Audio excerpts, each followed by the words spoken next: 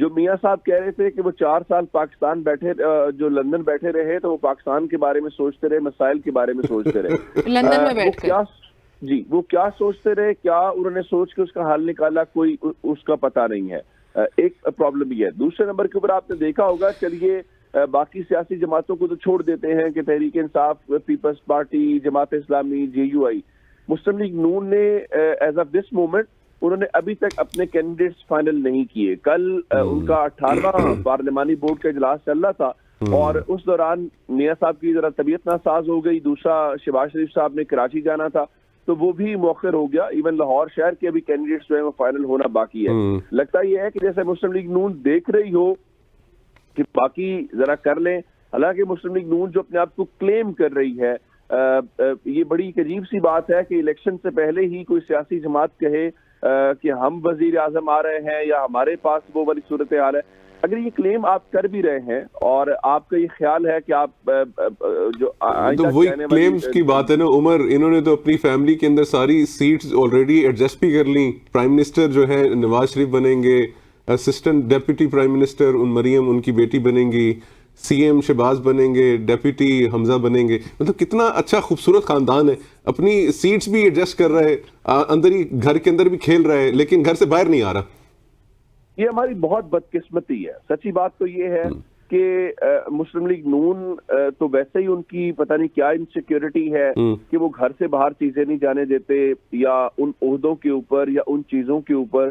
اگر آپ کو یاد ہو جب میاں نواز شریف وزیر اعلیٰ پنجاب تھے تو وزیر اعلیٰ پنجاب سے یعنی آج لوگ کہتے ہیں نا کہ چودھری پرویز الہی نے کیوں تحریک انصاف کا انتخاب کیا یا کیوں اس پی ڈی ایم کی طرف نہیں گئے، تو اس وقت یہ طے پایا تھا اور ایون کہا یہ جاتا ہے کہ جا کے شریف خاندان نے چودھری برادران کے خاندان کو زبان دی تھی کہ بڑے میاں صاحب جو ہیں وہ اگر وزیر اعظم بن رہے ہیں 90s کے اندر تو ظاہر ہے یہ تو نہیں ہو سکتا کہ بڑا بھائی بھی وزیر اعظم ہو، چھوٹا بھائی وزیر اعلیٰ ہو، تو ہم آپ کو یہ نشست دیں گے۔ خیر وہ نہ ہوا۔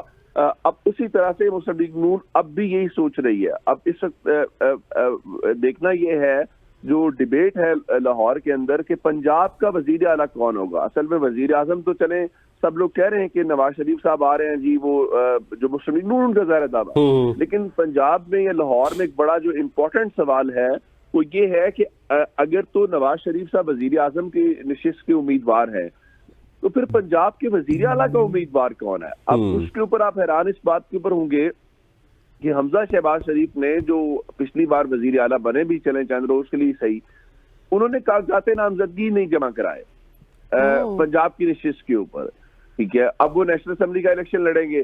اب اگر وہ صوبائی اسمبلی کے اوپر امیدوار نہیں ہے تو اس کا مطلب ہے حمزہ تو اس میں نہیں ہے، وہ تو سی ایم نہیں ہوئے۔ دو لوگ اب پیچھے رہ گئے، دو لوگ، اس میں ایک شہباز شریف صاحب ہیں اور ایک مریم نواز صاحبہ ہیں۔ مریم نواز صاحبہ پہلی بار اسمبلی کی ممبر بنے گی اگر وہ الیکشن جیتتی ہیں۔ وہ مسلم لیگ نون جو ہے جو کہتی تھی کہ جناب وہ کونسلر بھی نہیں بن سکا کبھی زندگی میں، یونین کونسل بھی نہیں چلا سکا، آپ نے اس کو ملک کا وزیر اعظم بنا دیا، تحریک انصاف کے جو سابق سربراہ ہے۔ اب اس چیز کو لے کے مریم نواز صاحبہ اگر آتی ہیں تو انہیں کوئی اس قسم کا تجربہ نہیں ہے، لیکن آپ ان کو پنجاب کے وزیر اعلیٰ کیوں بنا رہے ہیں؟ کیا میرٹ ہے؟ جو نواز شریف صاحب کی صاحبزادی ہیں، لیکن پھر کہاں پہ جائیں گے شہباز شریف؟ یہ بڑا امپورٹنٹ سوال ہے۔